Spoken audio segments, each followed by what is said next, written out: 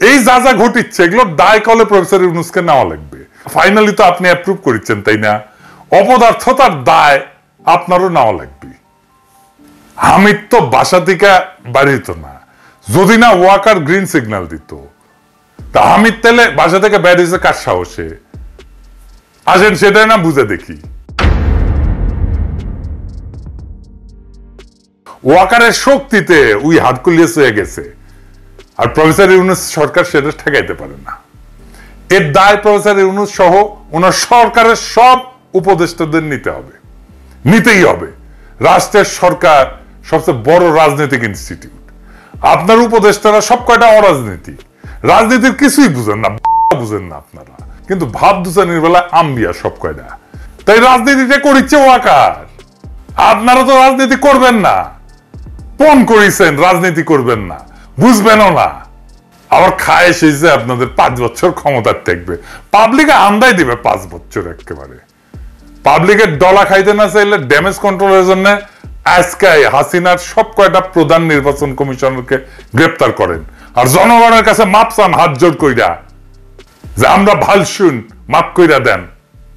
July charter লেখার কথা ছিল কবে? 5 আর 6 আগস্ট 2024-এ। ওই 2-3 দিন ধান্দা করেছে, কে উপদেষ্টা হবি, কে কোন মন্ত্রণালয় নিবি, কে কেমনে ধান্দা করবি, কে নায়ক হবি, কে মাস্টার মাইন্ড হবি। জুলাই চার্টার লেখা থাকলে প্রফেসর ইউনূসের হাতে একটা ম্যান্ডেট কাগজ ধরে দেওয়া যেত। এটা ছাত্রদের মনে হইলো ডিসেম্বরে গিয়া চোর পালাইছে, তখন বুদ্ধি বের হয়েছে, তখন চার্টার করা লাগবে।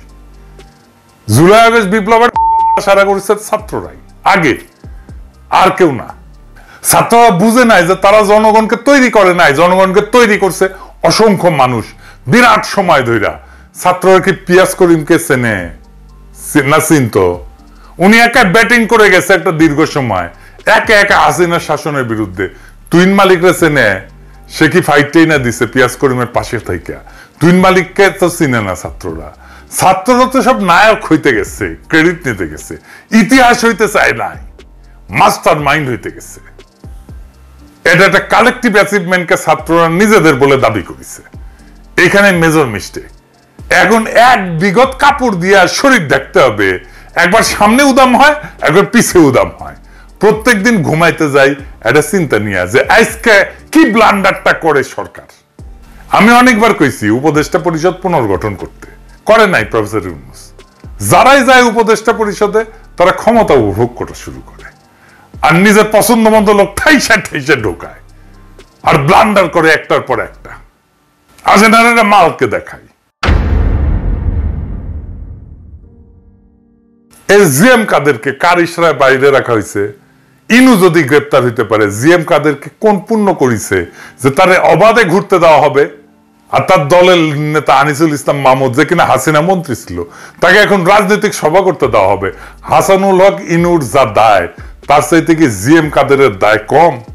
আগস্টের 7 তারিখে মাইরের ভয়ে ওই কইছিল প্রফেসর ইউনূসের বিকল্প নাই, আমরা তারে সাহায্য করব। আবার পরের দিন আগ বাড়ায় কয় জীবন্ত কিংবদন্তি ডক্টর ইউনূস আমাদের অহংকার।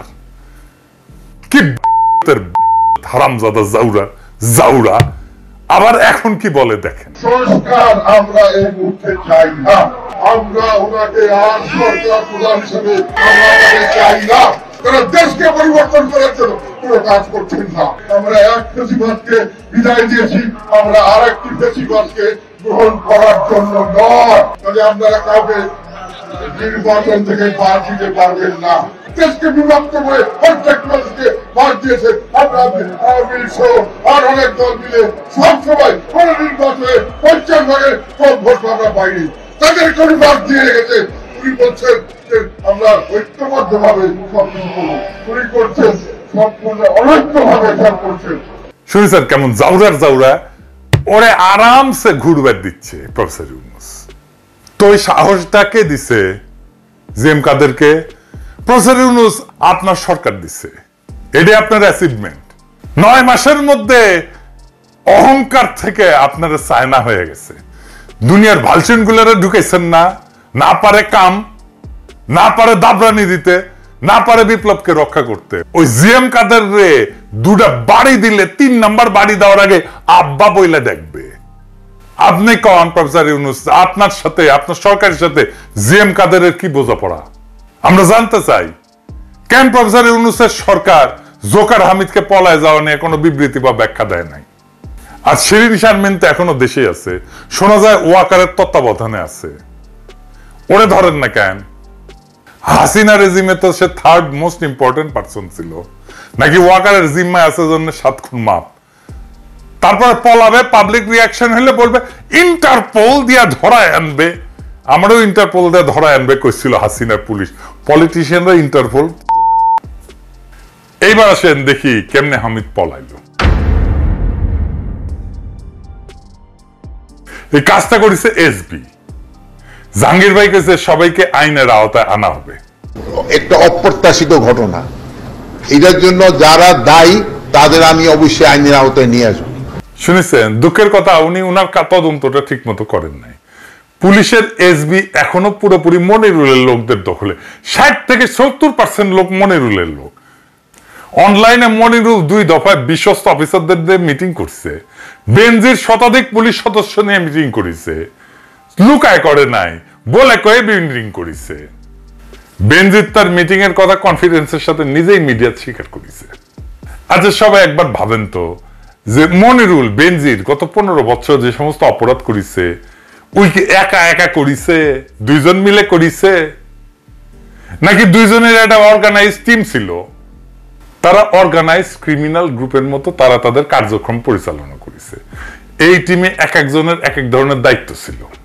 কেউ ক্যাশিয়ার ছিল, টাকা গুনিছে, কেউ টার্গেট সিলেক্ট করেছে, কেউ অপারেশনস এর দায়িত্ব ছিল, কেউ লিগ্যাল সাইট দেখতো, কেউ বিভিন্ন ব্যবসায়িক প্রতিষ্ঠান এবং ব্যাংক থেকে চাঁদা আদায় করত, কেউ গোল্ড স্মাগলারদের কাছ থেকে মাসে মাসে মাসোয়ারা নিত, কেউ সাপ্লায়ারদের সাথে কমিউনিকেশন রাখতো, কেউ আইসিটি এক্সপার্টদের সাথে যোগাযোগ রাখতো, কেউ হুন্ডি করার লোকজনদের ম্যানেজ করত, কেউ অপারেশন করার আগে পুরো প্রক্রিয়া প্রেজেন্টেশন দিত, আর কেউ মিডিয়াতে স্পেস ব্রিফিং করার জন্য মিথ্যা স্ক্রিপ্ট লিখত। এইভাবে মনিরুল আর বেনজির 2টা মাফিয়া সিন্ডিকেট গড়ে তুলেছিল। এই সিন্ডিকেট প্রচুর টাকা কামাইছে, বিদেশে পাচারও করেছে। সরকারি অর্থ লুটপাট করার জন্য এদের আবার আর একটা টিম ছিল। এনে কেউ লজিস্টিক দেখতো, কেউ সাপ্লাই দেখতো, কেউ ইকুইপমেন্ট দেখতো, কেউ ফার্নিচার, কেউ হাসপাতাল কেনাকাটা, কেউ ডেভেলপমেন্ট, কেউ বিবিধ খরচ এর কার্যক্রমগুলো পরিচালনা করেছে। তাদের সবারই একটাই লক্ষ্য ছিল, উদ্দেশ্য ছিল অবৈধভাবে কত টাকা আদায় করে বেনজিরকে দেওয়া যায় আর মনিরুলকে দেওয়া যায়। আর এসবির এখন যে বর্তমান লাইন আপ, এর 60% অফিসারই মনিরুলের লোক। এখনো যদি মনিরুলের কথা এসবি চলে, তাহলে এর ভয়ঙ্কর ঘটনা আর কি হইতে পারে? এখন যে এসবি টপ চিফ, সেও কি মনিরুলের কথায় চলে? আসেন একটু বুঝে দেখি। মনিরুলের পুরা সময় যে এসপি ইন্টেলিজেন্স দেখতো, সে কেমনে এখন এসবিতে কাজ করে? তার নাম হইতেছে মাহফুজা লিজা। এসপি কিশোরগঞ্জ আব্দুল হামিদকে ব্ল্যাকলিস্ট করে 26শে জানুয়ারি 2025 একটা চিঠি দিচ্ছে যে দেশের বাইরে যেন তাইরা যাইতে না দেওয়া হয়। দেখেন সেই লিস্টের 39 নাম্বার নাম হামিদের। জামাত নেতা আবার হামিদের শ্যালক, দেখেছেন? উনিও নাকি গেছেন হামিদের সাথে। কোন জেলার পুলিশ সুপার যদি ইমিগ্রেশনের চিঠি পাঠায়, তাদের পাঠানোর নামটা সিস্টেমে থাকে, সিস্টেমে ঢুকাইতে হয়। পাসপোর্ট নাম্বার বা নাম দিয়ে ইমিগ্রেশনে ঢুকাইলেই সার্চ দিলে অ্যালার্ট করে দেয় সিস্টেম। ওরা ঢুকায় নাই হামিদের নামটা। এবার দেখেন কে কি করেছে ইমিগ্রেশনে, এটা একটা জিডি করা হয়েছে। দেখেন জিডি স্ক্রিনশট, আমি পড়ে শোনাচ্ছি। ওইটা অনেক যা যা হয়েছে সেটা করছি আর কি। টিজি 340 বিমানে যে চিকিৎসার উদ্দেশ্যে ব্যাংককগামী যাত্রী আব্দুল হামিদ পাসপোর্ট নাম্বার টাম্বার দিয়ে দিছে। এইটা সে পাসপোর্ট নাম্বার টাম্বার আর দেখায় না, যাই হোক ফোন নাম্বার গুলো দেখায় না আর কি। তো ভিআইপি টার্মিনালে আসলে terminal in charge OC immigration alpha 11 স্যারকে অবগত করেন। আলফা 11 কে এটা হচ্ছে স্পেশাল সুপারিনটেন্ডেন্ট ইমিগ্রেশন অপারেশনস, নাম হচ্ছে আক্তার। আক্তার কিন্তু আটকাইতে চাইছিল তারে, তো আলফা 11 মানে হচ্ছে Akhtar. Alpha 11 sir NSI DGFI কে অবগত করেন। এনএসআই এর সহকারী পরিচালক সানাউল্লাহ নুরি, তো ফোন নাম্বার আছে ওটা দেখায় না। এই যে অ্যাডিশনাল ডিআইজি আর এসএস ইমিগ্রেশন আসাদ এক সময় জাতীয় সংসদে সার্জেন্ট আর্মস ছিলেন, তার সাথে হামিদের সখ্যতা ছিল। হামিদ তখন স্পিকার এবং ওসি ইমিগ্রেশন তাহসিনা আরিফ ও বরখাস্ত হয়েছে। তাহসিনা আরিফও এক্স আইজিপি শহীদুল হকের আত্মীয়, শরীয়তপুর বাড়ি, কিন্তু এনে পুরা এসবি সিন্ডিকেটটা জড়িত। কিন্তু মূল দোষ এসবিসিফে। তাকে জানানোর পরেও সে কিভাবে ক্লিয়ারেন্স দিল? আর ক্লিয়ারেন্স দেওয়ার আগে ডিজিএফআই এনএসআই কে জিজ্ঞেস করে কি আছে? ইমিগ্রেশনের মেইন কন্ট্রোল তো এসবিসিফের, সে কেন উপদেষ্টাদের জানাইলো না, ক্লিয়ারেন্স নিল না? কেন পুলিশ চিফকে জানাইলো না? সে কেন পুলিশ সুপার কিশোরগঞ্জের চিঠি অনুযায়ী ইমিগ্রেশন সফটওয়্যারে ইনপুট দেওয়া হলো না নামটা? সে কেন এখনো মনিরুলের লোকজনকে রেখে দিচ্ছে?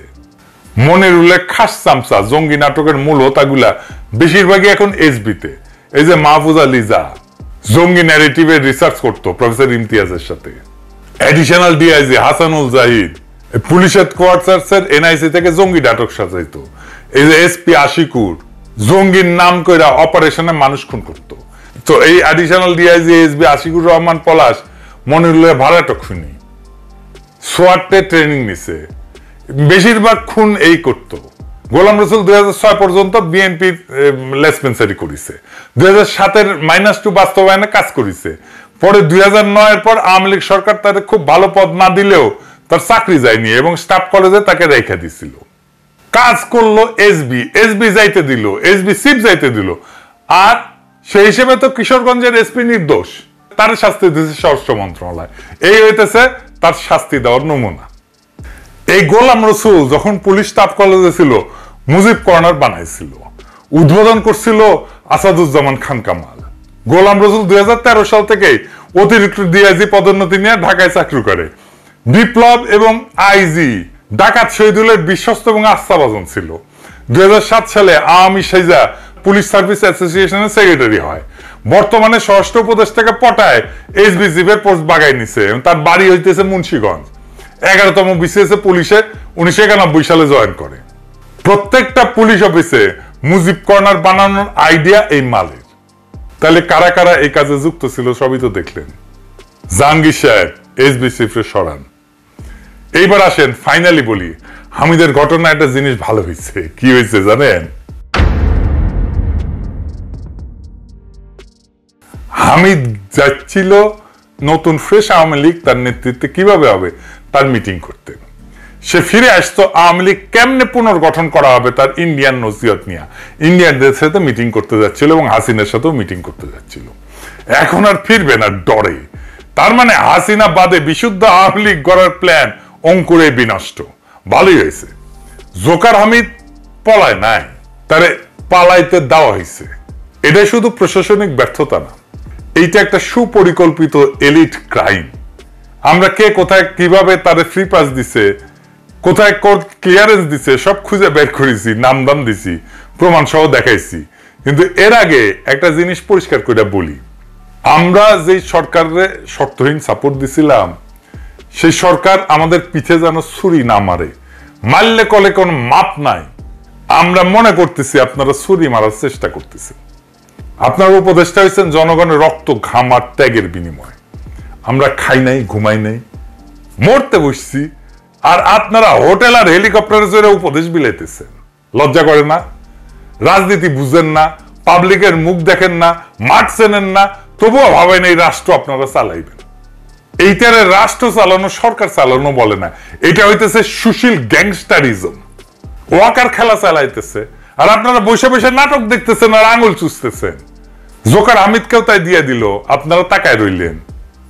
কারণ আপনারা সব সেফ গেম খেলতে চান, বিপ্লব চান না।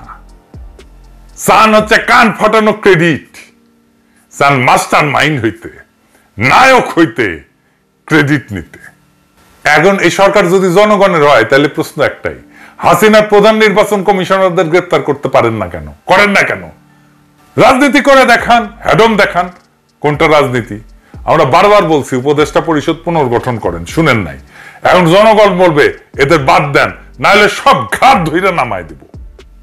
হামিদ পলাইছে, ভালো হইছে, কিন্তু যেগুলো আছে সেগুলো একটা একটা করে ধরতে হবে, নাইলে আপনাদের ধরবো, কয়া দিলাম। কারণ বিপ্লব এখনো জিন্দা আছে। ইনকিলাব জিন্দাবাদ।